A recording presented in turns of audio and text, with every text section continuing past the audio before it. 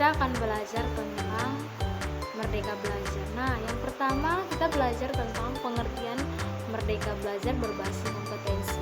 Di situ yang pertama, di dalam Kamus Besar Bahasa Indonesia, kata merdeka dapat diartikan sebagai bebas dari perhambaan, penjajahan, atau dapat dimaknai dengan berdiri sendiri. Dalam konteks ini, merdeka sama saja dengan leluasa untuk berpikir secara bebas dan menentukan nasibnya sendiri. Jadi menurut pakar pendidikan, belajar merupakan sebuah usaha yang diupayakan untuk perubahan setiap individu untuk memperoleh perubahan secara keseluruhan yang didapatkan dari proses pengalaman serta respon dari interaksi terhadap lingkungan sosial kepada setiap individu. Nah, secara umum telah dikemukakan bahwa belajar sebagai perubahan karena pertumbuhan atau perkembangan tubuhnya atau karakteristik seseorang sejak dia lahir. Maka dari itu merdeka belajar merupakan kebebasan di dalam menentukan cara berperilaku, berproses, berpikir, dan berlaku kreatif guna untuk pengembangan di setiap individu dengan menentukan nasib dirinya sendiri. Mereka belajar juga dapat dimaknai memberi ruang yang lebih besar terhadap menentukan nasib dalam diri kita sendiri. Mereka belajar juga dapat dimaknai dengan memberi ruang yang lebih terhadap siswa dengan adanya kesempatan belajar yang lebih nyaman dan tenang serta bebas. Nah, sedangkan di sini kita dapat menyimpulkan kompetensi kemampuan peserta didik untuk melakukan sesuatu dengan baik. Misalnya, mampu melakukan tugas atau pekerjaan secara efektif. Kompetensi juga mencakup pengetahuan dan keterampilan yang beragam untuk menyelesaikan permasalahan yang dihadapi dalam kehidupan bermasyarakat atau kemampuan dalam memimpin organisasi. Pada pembelajaran berbasis kompetensi di sini, siswa diharapkan untuk harus mampu mendemonstrasikan pengetahuan, menguasai konsep, dan keterampilan dalam proses pembelajaran. Dalam sistem pembelajaran berbasis kompetensi, siswa melakukan pembelajaran sesuai dengan tahapan penguasaan kompetensi hingga tuntas, kemudian melanjutkan pada tahap penguasaan kompetensi berikutnya. Bagian yang kedua di situ berbicara tentang 4 pokok program Merdeka Belajar. Yang pertama di situ berbicara tentang ujian sekolah berstandar nasional atau yang kita sebut USBN. Nah, ujian ini kita lakukan untuk menilai kompetensi siswa dan siswa dalam bentuk tes tulis atau penilaian lainnya sebagai komprehensif, misalnya portofolio dan penguasaan sebagainya. Karena itu dari pihak guru dan pihak sekolah lebih merdeka dalam menilai hasil belajar siswa, sehingga biaya yang seharusnya dikeluarkan untuk ujian nasional atau USBN di sini dapat dialihkan untuk pengembangan lainnya. Nah, kapasitas guru dan sekolah guna meningkatkan kualitas pembelajaran. Yang kedua, di situ berbicara tentang ujian nasional. Nah, pembelajaran penyelenggaraan ujian nasional di sini selama terjadi dapat juga menjadi asesmen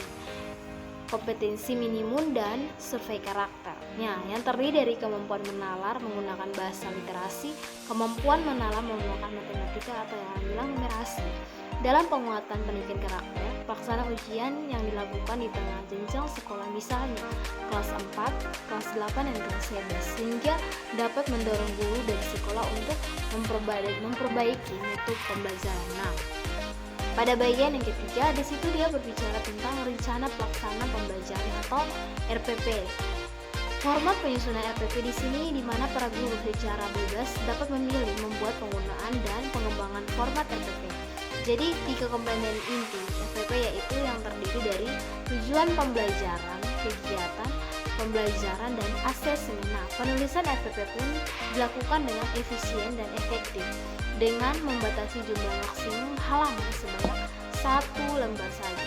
Yang pada bagian yang keempat yang terakhir di situ berbicara tentang peraturan penerimaan peserta didik baru atau yang orang biasa disingkat dengan PPDB. Nah, dengan sistem zonasi. Di sini penerimaan PPDB sistem zonasi bertujuan untuk mengakomodasi ketimpangan akses dan kualitas di berbagai daerah. Aturan tersebut mengatur komposisi jalur zonasi dapat menerima siswa minimal 50% saja, jalur afirmasi minimal 15% dan jalur perpindahan maksimal 5%, dan jalur perpindahan maksimum 15%, sedangkan jalur prestasi disiapkan untuk maksimal 0-30%. Disesuaikan dengan kondisi daerah. Nah, disinilah fungsi dan bentuk kemerdekaan siswa dalam belajar dibebaskan untuk berpikir kreatif dan inovatif.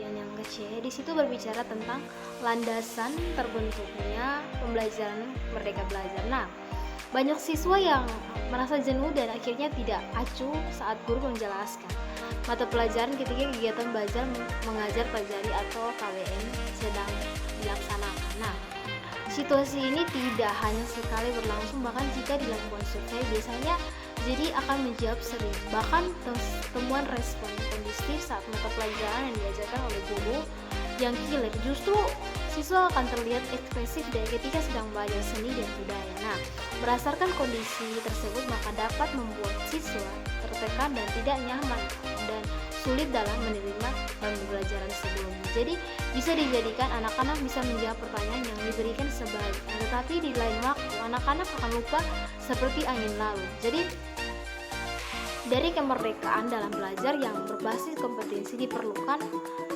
kebebasan anak-anak dalam berinovasi dan tidak terpaku pada aturan-aturan yang mengikat mereka, sehingga mereka dapat memahami sebuah pembelajaran dalam pengetahuan mandiri, terampil dan berwawasan baru, baik dari guru maupun dari sekitar lingkungan sekolah dan lingkungan masyarakat. Pada bagian yang ke-D, di situ berbicara tentang ciri-ciri berbasis kompetensi. Nah, pembelajaran berbasis kompetensi memiliki ciri-ciri sebagai berikut. Di situ ada 3 ciri. Yang pertama, menekan pada pencapaian kompetensi siswa baik secara individu maupun klasikal.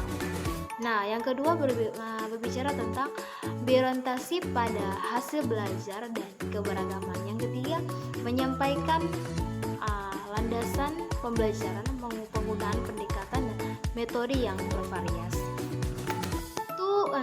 Beberapa perbedaan pembelajaran berbasis kompetensi dengan pembelajaran berbasis konten. Di antaranya di situ ada 5 ciri ya.